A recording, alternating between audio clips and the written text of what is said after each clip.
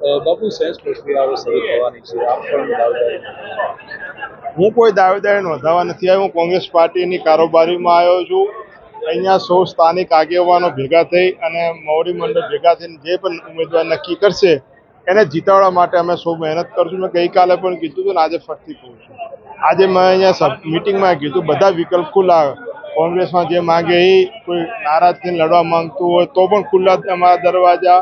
કોંગ્રેસને જીતાડવા માટે જે પણ નાનો મોટો ત્યાગ સેક્રિફાઈસ કરવું પડશે બધા ભેગા થઈને કરશું. બાપુ આપને કોંગ્રેસ ટિકિટ આપે તો હા, એ કોઈ હાલ કોઈ ચર્ચાનો વિષય નથી. અત્યારે તો બધાને કાર્યકરોની આગેવાની જે સેન્સ લેશે અને પાર્ટી જે નિર્ણય લેશે એની અંદર અમે સૌ કોંગ્રેસના કોઈ વ્યક્તિને જીતાડવા માટે મહેનત નથી કરવાની, કોંગ્રેસના પંજાને જીતાડવા માટે મહેનત કરવાની. છેલ્લી જ્યારે લોકસભાની ચૂંટણી થઈ એમાં ભાજપને બહુમત મળ્યું. છેલ્લા 2 ટર્મથી જેનીબેનને જીતતા આવ્યા છે, શું લાગે છે? દેખો, કેટલી દર ચૂંટણીમાં સમીકરણો બદલાતા રહે.